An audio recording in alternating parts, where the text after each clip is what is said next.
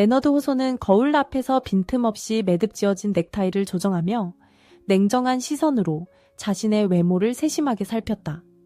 완벽하게 정돈된 짙은 회색 양복은 그가 오랫동안 가꾸어온 이미지를 반영하고 있었다. 감정이나 도덕적 딜레마에 흔들리지 않는 냉철한 변호사로서의 모습이었다. 45세의 나이에 레너드는 성공의 표상이었지만 그의 엄격한 얼굴과 빈 눈빛은 다른 이야기를 담고 있었다. 전통적인 가정에서 태어난 레너드는 어릴 적부터 감정이란 약함에 동의어라는 것을 배웠다. 저명한 재판관이었던 그의 아버지는 집안을 철권 통치하며 이끌었고 그의 어머니는 순종적이며 침묵하는 역할에 만족해야 했다. 교훈은 분명했다. 인생에서 성공하려면 강하고 계산적이어야 하며 무엇보다도 절대 취약성을 보여서는 안 된다는 것이었다. 레너드가 운영하는 법률사무소는 이러한 철학을 완벽히 반영하고 있었다. 유리와 강철로 이루어진 벽은 차갑고 무심한 분위기를 만들어냈으며 회색조의 추상화로만 단정되어 있었다. 가족 사진이나 개인 물품을 놓을 공간은 없었다. 레너드에게 인간관계는 불필요한 방해물일 뿐이었다. 가죽 의자에 앉아 그는 다음 사건의 파일을 효율적으로 열어보며 체계적으로 검토했다. 그의 예리한 두뇌는 이미 전략을 구상하고 논점을 예상하며 또 다른 승리를 확정짓기 위해 법률의 빈틈을 찾고 있었다. 레너드에게 있어 각 사건은 체스게임과 같았고 그는 언제나 세 걸음 앞서 움직이는 사람이었다. 그러나 자신감의 겉모습 뒤에는 레너드가 인정하기를 거부한 상처가 있었다. 몇 년 전 그가 배운 모든 것에 반하여 레너드는 한 열정의 마음을 열게 되었고 전적으로 관계에 자신을 맡겼다. 제시카는 그가 원한다고 생각했던 모든 것, 즉 지적이고 야심차며 그만큼 집중하는 것처럼 보였다. 짧은 순간 동안 레너드는 경계를 허물고 그녀와 함께하는 미래를 꿈꾸는 자신을 허락했다. 그러나 현실은 잔인했다.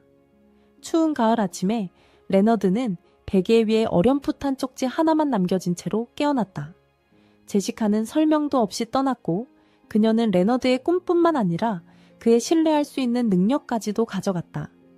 거절의 고통은 너무나 강렬하여 다시는 그토록 취약해지지 않겠다고 맹세했다. 그때부터 레너드는 전적으로 그의 경력에 전념했다. 그의 명성은 커졌고 은행 계좌도 늘어났지만 그의 가슴 속의 빈자리는 더 깊어질 뿐이었다. 그는 이것이 사는 유일한 방법이라 확신하며 스스로를 설득했다. 안전하고 통제 가능하며 항상 승리하는 방식. 이러한 마음가짐으로 레너드는 다음 고객에 대한 소식을 받았다. 그의 언제나 능률적인 비서 아만다가 인터컴을 통해 발표했다. 호손 씨, 여기 보실 분이 계십니다. 클로에 베넷 여사님이 방문하셨습니다. 그녀는 예약이 없지만 긴급하다고 주장합니다. 레너드는 예기치 않은 일에 짜증을 내며 찡그렸다. 그는 뜻밖의 사건을 싫어했다. 다른 모든 고객들처럼 예약을 하라고 해, 아만다. 긴장된 침묵이 흐른 후 아만다의 목소리가 망설이며 돌아왔다. 사장님, 그녀가 할로웨이 사건을 언급했습니다. 그녀가 새로운 정보를 가지고 있다고 했어요. 러나드는 피가 얼어붙는 것 같았다. 거의 10년 전에 종결된 할로웨이 사건은 그의 경력에서 이정표와 같은 사건이었다. 빠르고 효율적인 유죄 판결로 그의 무자비한 검사로서의 명성을 굳혔다. 그는 그 판결을 한 번도 의심한 적이 없었지만 그 이름이 언급되자 의심에 찌르는 듯한 기분이 그의 마음속에 피어올랐다. 알겠어. 그는 잠시 후 말했다. 그녀를 들여보내. 문이 열리고 클로이 베넷이 방에 들어왔다. 러나드는 갈색 머리를 묶고 결단력 있는 초록색 눈을 가진 30대 초반의 젊은 여성을 보고 깜짝 놀랐다. 그녀는 낡은 폴더를 들고 있었고 아니요 라는 대답을 수용하지 않을 듯한 표정을 짓고 있었다.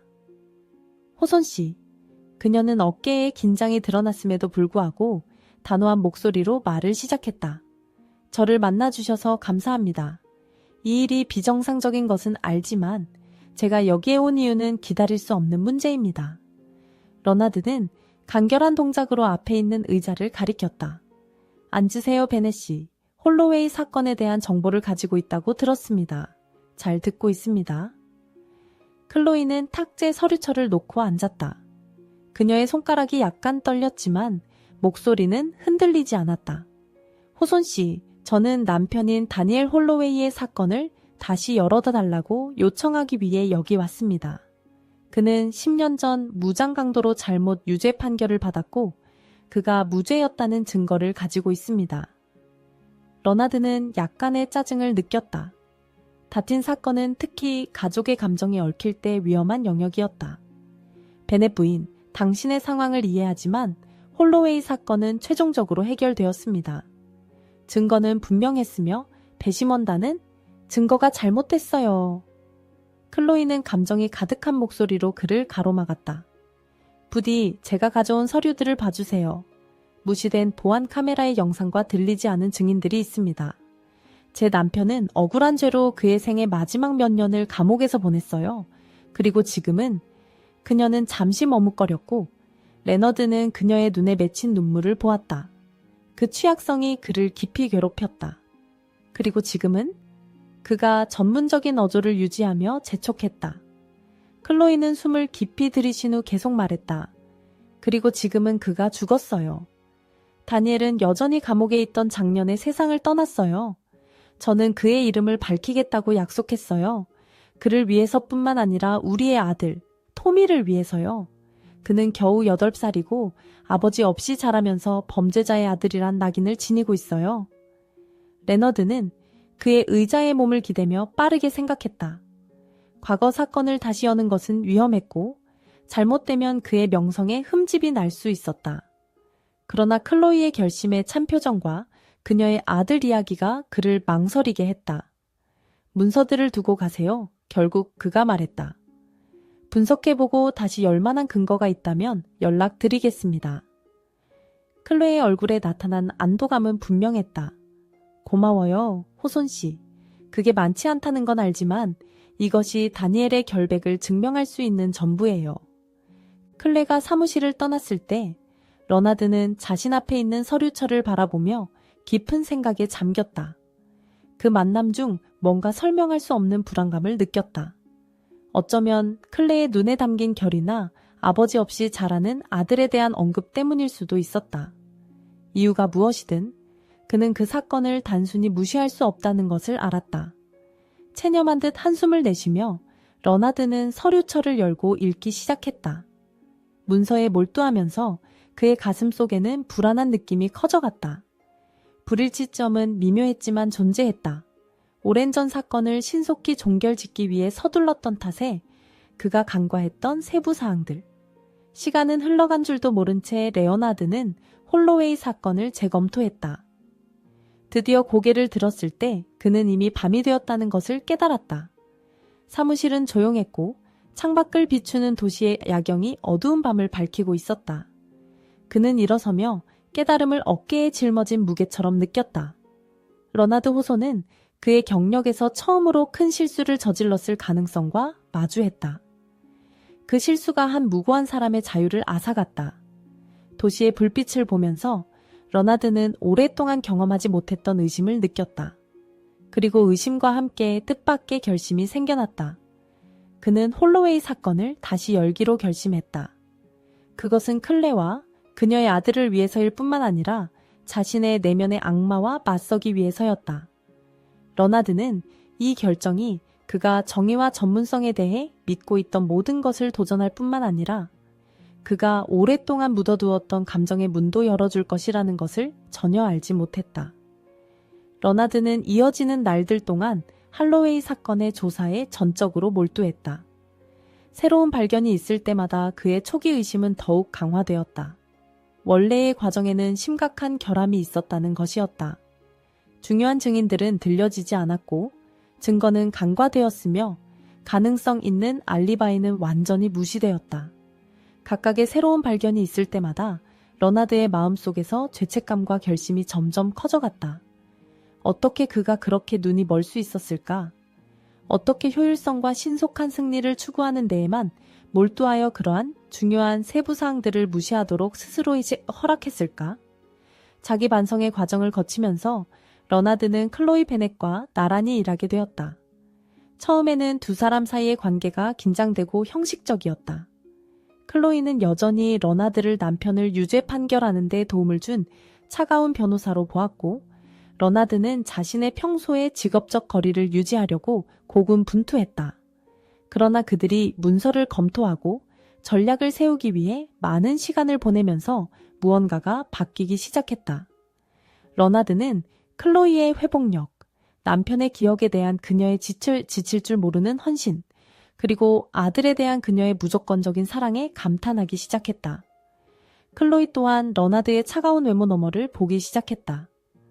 그녀는 그가 복잡한 법률 용어를 설명하려고 노력하는 방식, 사건을 검토하느라 밤을 새우는 모습, 다니엘의 기억을 다루는 세심함 등 작은 행동들을 눈치챘다. 어느 날 일하다가 쉬는 동안 클로에는 아들 토미에 대해 무심코 언급했습니다. 그녀가 그 소년에 대해 이야기할 때 그녀의 눈은 반짝였고 러나드는 자신도 모르게 진심으로 관심을 가지게 되었습니다. 이 모든 것을 어떻게 견디고 있나요? 라고 러나드는 스스로도 놀라며 물었습니다. 클로에는 잠시 주저하며 미소가 일그러졌습니다. 아이, 강하죠. 그런데 어렵긴 해요. 학교의 다른 아이들이 항상 친절하진 않거든요. 토미는 아버지가 범죄자라는 말을 듣고 자랐는데 이제 그의 무죄를 증명할 가능성이 생기면서 희망을 가지고 있어요. 어쩌면 너무 많이. 러나드는 가슴이 먹먹해지는 것을 느꼈습니다. 자신이 저지른 실수의 무게를 짊어지고 있는 어린 소년의 이미지가 그를 강하게 때렸습니다. 저는 그를 만나고 싶습니다. 러나드는 그 말을 하지 않으려고 해도 입 밖으로 나오고 말았습니다. 클레의 놀란 표정은 곧 따뜻한 미소로 바뀌었습니다. 그 애도 정말 기뻐할 거예요. 토미는 항상 진짜 변호사를 만나고 싶어 했거든요. 며칠 후 레너드는 도시공원에서 클로이와 토미가 그네에서 노는 모습을 지켜보고 있었다. 고난 속에서도 웃으며 기쁨의 순간을 함께하는 그들의 모습을 보자 레너드의 마음 깊숙이 잠들어 있던 감정들이 깨어났다. 토미가 법정과 판사에 대한 질문으로 가득 찬 얼굴로 그에게 달려왔을 때 레너드는 진심으로 미소 짓고 있는 자신을 발견하고 놀랐다. 그는 아이의 눈높이에 맞춰 엎드려 아이의 호기심 어린 질문에 하나하나 인내심 있게 답변했다. 클로이는 이 장면을 감정과 감사함이 뒤섞인 채 지켜보았다. 그녀의 이야기 속에서 한때 악역으로 여겼던 레너드가 그녀의 아들과 이토록 친절하게 상호작용하는 것을 보니 그녀는 그를 새로운 시각으로 바라보게 되었다.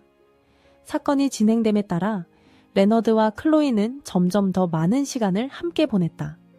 처음에는 직업적인 파트너십이었던 것이 서서히 깊은 관계로 변해갔다. 레너드는 클로이가 사무실에 도착하기를 간절히 기다리며 몇 년 만에 두근거리는 마음을 느끼게 되었다. 클로이 또한 변호사의 차가운 겉모습을 뛰어넘어 보기 시작했다. 그녀는 레너드가 사건뿐만 아니라 그녀와 토미에게도 진심 어린 관심을 기울이는 모습을 발견했다. 결정적인 고비는 중요한 심리 중에 찾아왔다. 새로운 증거가 제시되어 다니엘의 원래 유죄 판결에 심각한 의문을 제기했다. 판사가 사건이 전면 조사로 재개될 것이라고 선언했을 때 감정이 북받친 클로이는 눈물을 흘리지 않을 수 없었다. 러나드는 무의식적으로 그녀를 감싸 안으며 조용히 위로했다. 그 순간 클로이가 그의 가슴에 기대어 흐느끼고 있을 때 러나드는 그의 내면에서 뭔가 근본적인 것이 변했음을 깨달았다. 그는 단순히 정의를 위해 싸우거나 과거의 잘못을 바로잡기 위해 노력하는 것이 아니었다. 그는 그녀 곁에 있고 그녀를 지지하고 그녀를 보호하고 싶었다. 그 후 몇 주는 숨가빴다. 러나드는 다니엘의 결백을 증명할 수 있는 모든 증거를 찾기 위해 사건의 세부 사항을 샅샅이 뒤지며 끊임없이 일했다. 클로이는 항상 그의 곁에 있었고 그녀의 흔들림 없는 결의는 러나드가 자신의 한계를 넘어설 수 있도록 영감을 주었다. 이 기간 동안 러나드는 단순히 할로웨이 사건뿐만 아니라 법과 삶에 대한 그의 전반적인 접근 방식을 다시 고민하기 시작했다. 그는 사건을 넘어선 사람들, 그의 결정에 영향을 받은 삶에 대해 생각하기 시작했다. 전에는 그의 가장 큰 강점이라고 여겼던 냉철함이 이제는 진정한 정의의 걸림돌처럼 느껴졌다. 어느 날 밤 사무실에서 늦게까지 일하던 중 클로이가 러나드에게 뜻밖의 질문을 던졌다. 왜 변호사가 되셨나요, 러나드? 러나드는 자신에게 그런 질문을 한 번도 해본 적이 없다는 것을 깨닫고 잠시 망설였다. 나는 항상 이기고 싶었어. 최고가 되고 싶었다고 생각해. 그 이상으로는 깊이 생각해 본 적이 없었던 것 같아. 클로이는 잠시 그를 바라본 후 부드럽게 대답했다. 처음에 당신을 만났을 때 그냥 또 다른 냉혈한 변호사라고 생각했어요. 하지만 지금은 정의를 진정으로 아끼는 사람을 보게 되었어요. 실수를 인정하고 바로잡으려는 의지가 있는 사람을요. 그건 드문 일이에요, 레너드. 그리고 소중한 일이죠. 클로이의 말은 레너드에게 깊은 울림을 주었다. 그는 마음속의 마지막 장벽이 무너져 내리는 것을 느꼈다. 사건이 마무리를 향해 갈수록 레너드는 가장 큰 도전에 직면했다. 다니엘의 무죄를 확실하게 입증하려면 그는 원래 재판에서의 자신의 실수를 공개적으로 인정해야 했다. 이는 그의 명성, 경력, 그가 수년간 쌓아온 모든 것을 위험에 빠뜨릴 수 있다는 것을 의미했다. 최종 심리를 앞둔 밤, 레너드는 사무실에서 혼자 결정을 내리느라 괴로워하고 있었다.